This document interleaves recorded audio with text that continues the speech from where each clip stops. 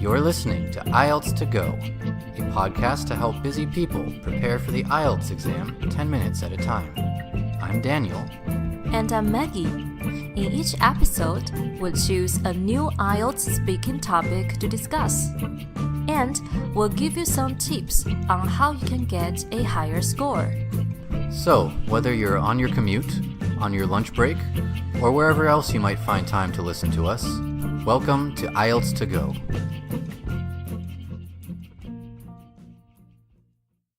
Okay, since this is our first episode of the podcast, I thought we could start with some introductions. So, Maggie, would you please introduce yourself first to the listeners?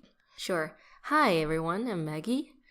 I live in China now, and I really hope to go to Spain next year for postgraduate education. So I'm very interested in this podcast of IELTS studying because I might take the IELTS examination soon, which is also a requirement for applying for the schools abroad.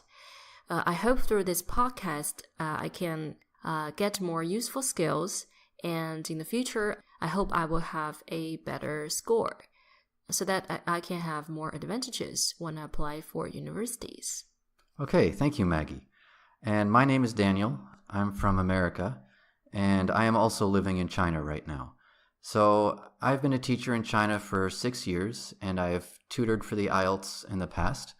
And the part of the IELTS that I find most students have the hardest time with is the speaking portion of the IELTS, especially the part where they have to talk by themselves for 1 to 2 minutes, the second part of the IELTS speaking.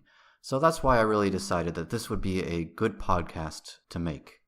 So what I hope is that this podcast will give people an opportunity to listen to some sample answers for the IELTS Part 2, to think about some answers that they could give, and just to give them some tips on how they can get a better score. So each episode will be about 10 minutes long. We want to keep it pretty casual, make it something that's interesting for you to listen to while you're commuting or while you're at home or wherever you have time to listen to it. So here's today's topic. Describe something you own which is very important to you. You should say where you got it from, how long you have had it, what you use it for, and explain why it is important to you. You have 1 to 2 minutes to talk about this. Maggie, could you tell us about something that is very important to you? Okay, so I think there is one thing that is pretty important for me. It is a calligraphy. I got it from my mom. I remember when I was in junior high school, I used to write a lot of poetry in ancient Chinese, but I've never kept them carefully. And after I graduated from university, one time my mom showed me the calligraphy and say, "Look at this. This is from you." And I was pretty shocked. I say, "Is it? I don't remember about this poetry." She told me that it's from my junior high school. So she kept it in my room for a long time. And it is important for me is because it reminds me of the time when I was young. It reminds me of what I want to do and what kind of person I want to be in the future.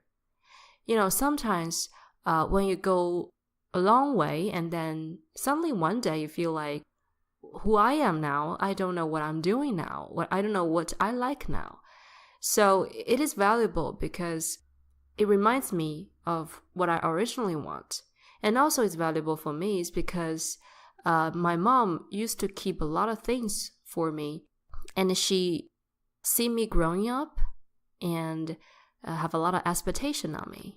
So that's why it's important. Okay, that's great. Now, Maggie, do you think that this calligraphy of yours, is it valuable in terms of money? Well, to tell the truth, I don't think it's valuable, at least so far, unless I become a famous poet in the future. Yeah, keeping my fingers crossed for you. All right, well, do you think it would be easy to replace at least? I don't think it will be replaced. I mean, I can write new poetries, but it can never be that one because at that time, I was very different. And I was a teenager. I have my ambition and everything, I don't think it will be replaced by time. Okay, thanks, Maggie. The thing I have that is most valuable to me is actually not valuable at all. It's not worth much money. In fact, it's a penny, a lucky penny. So when I was about 10 or 12 years old, I used to make money by going around the neighborhood that I lived in and offering to mow people's lawns, to cut their grass. I would get about $10 to mow somebody's lawn.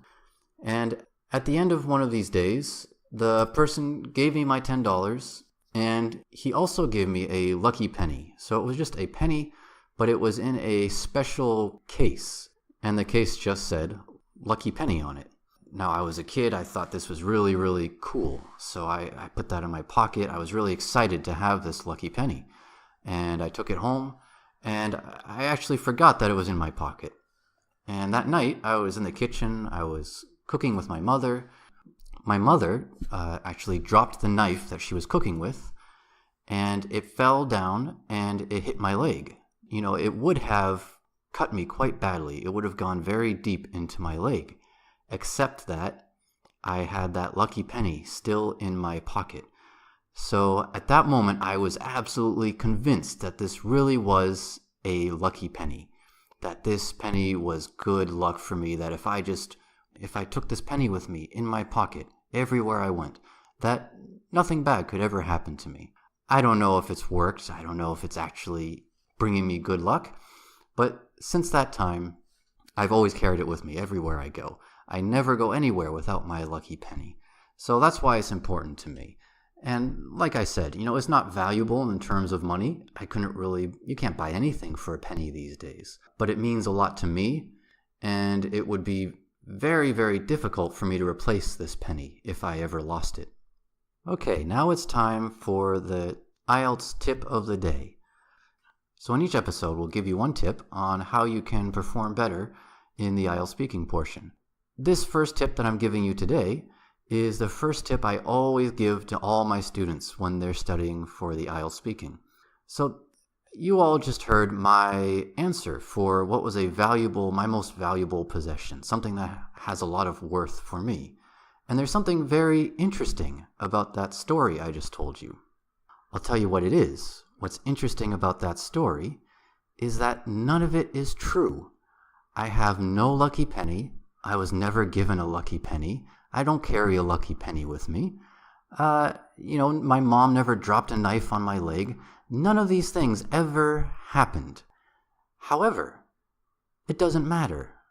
For the IELTS, they will not do a background check on you. They will not have you hooked up to a lie detector, right? They are not going to go ask your friends and family if the answer that you gave is true. This is not a quiz show. They are not asking you trivia. This is a speaking test. What they are interested in is knowing if you can speak English well. The question is just a medium. It's just a topic for you to talk about, for them to try to figure out if you can speak English well. So I always have students who ask me, they say, teacher, sometimes they might ask me, describe the best trip that you've ever had, your favorite vacation. And my students will say, but I've never gone on a good vacation. I've never really gone outside of the city. What can I do if they ask me that? I'll have nothing to say. Well, the answer is just to make something up, right? Everybody knows some place that people go on vacation. So if you've never been on a vacation and somebody asks you about your favorite vacation that you've ever had, you can tell them about that time you went to Hawaii, or about that time you went to Australia, or about that time you went through France, or whatever you want. It's only 1 to 2 minutes. You can make things up to talk about. So don't worry so much that maybe you won't have things to say about the topic that they're going to give you. It doesn't matter. All that matters is that you can speak English well, because you can always make something up. Now, of course, it's much easier to talk about something that you know about. So, if somebody asks you to describe your favorite holiday, your favorite vacation, if you've had a really good holiday recently, of course that's easier to talk about. I just give this advice because students worry so much about just whether they'll have experiences in their life to talk about, but that is not important. Always remember, this is a speaking test. This is not a quiz show.